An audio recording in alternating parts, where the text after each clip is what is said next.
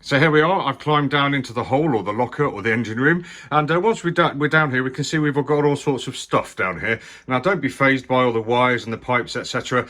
We're just here to look at the main parts. So as you can see, if we look down here, we've got the bottom of the boat, or the bilge. I'll just point it out. So this is the very bottom of the boat. This the bare JRP, or some of it's painted, some of the paint has come away.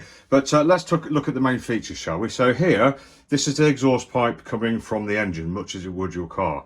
And what it does, it passes through this muffler box here, and it exits the boat through this pipe here, and through this pipe here, and over the side there. So that's exactly where you'll see all the water and exhaust streams gushing out of the side of your boat. And you're always looking for, essentially, when the engine's running, you want to see a nice good flow of water coming out along there, and as little smoke as possible. But we'll cover the types of smoke in a different video.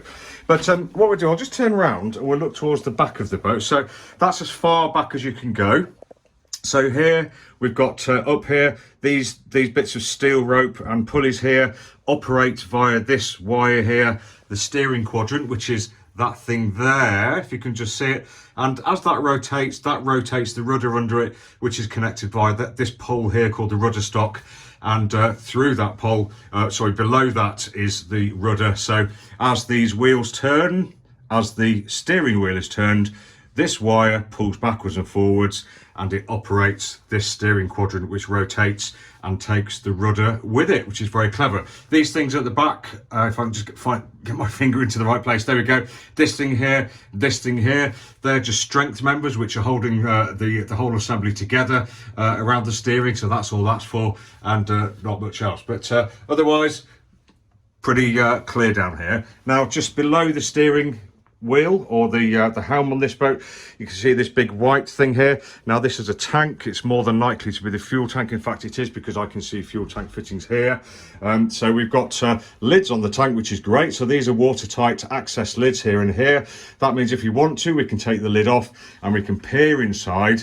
And firstly, we can take a sample to check for any fuel bug or water, but also it means we can get in there to clean the tank out, which is really nice. If I just look down, you can see the tank goes all the way to the bilge. And basically the tank is not a separate metal tank, it's actually built into the boat itself, which is quite nice. So there we go. I have a bit of shelving over on the starboard side, but not much else. And these pipes here, generally speaking, we'll find a fuel supply pipe, which may be one of these, a fuel return pipe for unburned fuel from the engine to return back to the tank for various reasons. We've got earthing wires, and we may well have a pipe that takes fuel away for the heating system as well. So all good. Now, just moving forwards to the last bit down here, really. So apart from all the wires and bits and pieces, there's not a huge amount down here, but the main event is the engine there. As you can see, that's longitudinal, so we're at the back of the engine here, and the forward part of the compartment here enters into the behind the companionway down to the saloon, so we can access the front of the engine there. So just looking down, we can see here with the main bits, we've got the engine here, we've got the gearbox here, and we've got the gearbox output here. So this is where the shaft connects to the back of the engine and rotates, and through this hole, or the stern gland here, you will find the shaft going through there to the propeller outside, which propels the boat along. And a lot down here, you're looking for a nice clean dry bilge, as you are everywhere on every boat, hopefully.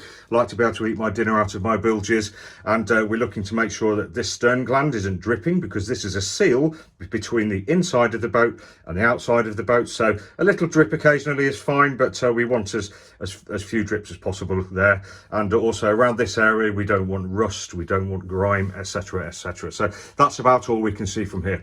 So this has been Tim from Boatcare Sussex, Boat Shed Rock Brokers, just with a little bit of, shall we call it, engine room familiarisation, just to give you an idea of some of the lumps that are down here.